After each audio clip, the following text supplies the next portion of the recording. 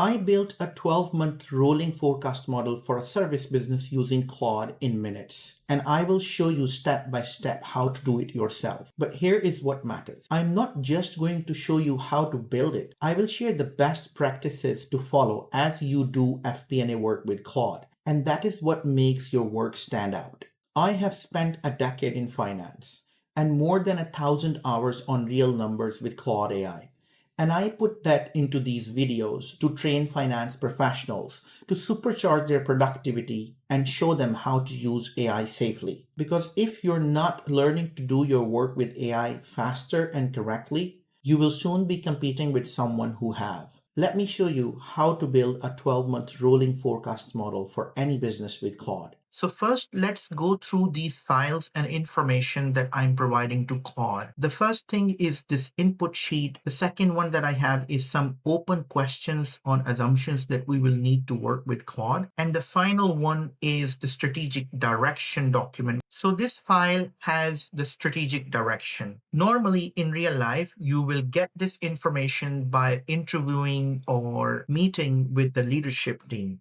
They will decide whether they want to grow in the next 12 months. Are they planning to hire or going into a new market? The next file I want to show you is the questions. Now, based on the strategic direction that has been given to us by the leadership, we will have some open questions. And I will show you not all of them, but maybe one of them. I will show you that how you can use Claude to help you think and decide on the right assumptions, because that's a very important part for any projections. Now I want to show you the final file, which is the financial information that we are providing to Claude. This is the detailed actual P&L, which has been reported. Now, this is your actual revenue broken down by your client level. One important point here is that as much breakdowns and details you will provide to Claude, the better the results will be. This is the breakdown for direct staff. This is the indirect staff costs, same exact format.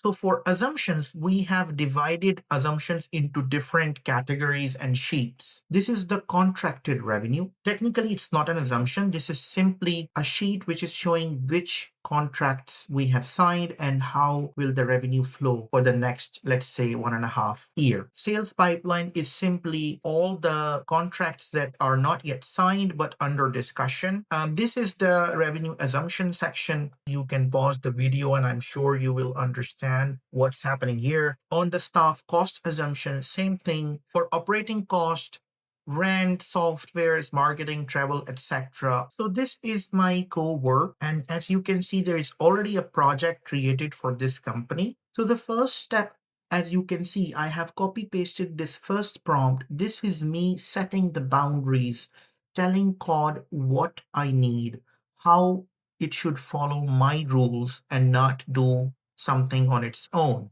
And I want you to pause your video here and read it through. It will really benefit you if you get into this practice. So I'm going to send it and then I'll move to the next prompt that I will provide and show you that. So Claude is now confirming that it has read all 3 files.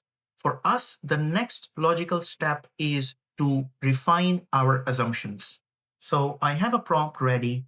What I want you to do is pause your screen and read this, and it will really help you to adopt the best practice when it comes to prompting. What I'm saying here is that there are some open questions on my forecast assumptions, and I would like to brainstorm or discuss those assumptions with you. This way, it will ask me questions and it will help me think properly. This is a very helpful technique that I use every single time when I'm building a model. Now I have sent it to Claude and it's thinking. Now this process is going to take a little bit of time. So Claude have now given me recommendation on each of the assumption where I asked it to help me. From here on, what you will need to do is provide answers to all these questions to Claude of what you want to do, and then it will move forward. So for the purposes of this tutorial, I'm going to say Claude to follow its recommendation on every single one of them. In reality, you would provide the answers to these questions. So now let me confirm that to Claude and I will show you the final assumptions once they are ready. So here's the final output to amend the assumptions. Claude is confirming me that it has already amended the assumptions. What it has done, it has gone into this file and already changed the assumption. All we have to do now is to open this file and verify. So this completes our assumption process. We will now move to actual build. So here is the prompt to create the model. The first paragraph is telling Claude to create a P&L starting from January 2026 going until December 2027, because all our assumptions we have until December 2027. In the second paragraph, I'm asking Claude to create a tab called rolling forecast. And I'm asking it that I need it in a dynamic way, which means like I need to be able to start the rolling forecast period, and the columns should automatically change to the period for the next 12 months. And then finally, I'm asking it to produce actuals plus forecast only for financial year 2026. So this is what I want, and I am going to send this to Claude, and then I will show you the output. Here is the final output, exactly matching the same P&L structure that we already have for actuals.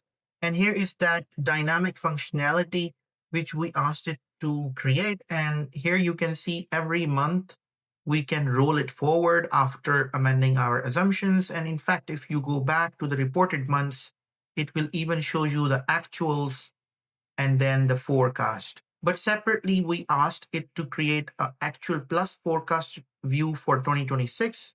Here it is.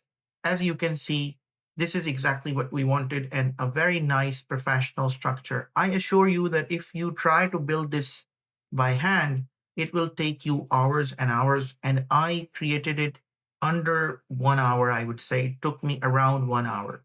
As you can see, Claude has saved a lot of time for us, but does it mean that we just blindly send it to our manager or client? No. It means that we get more time for review, which is where we add value. Here is the real lesson. Anyone can get an answer out of AI. Doing it to a standard you would put your name on is the skill that pays. If you're interested in joining our free community, or you would like to join our course, the link is in the description. If you found this video helpful, please hit the like button and subscribe. I will see you in the next video.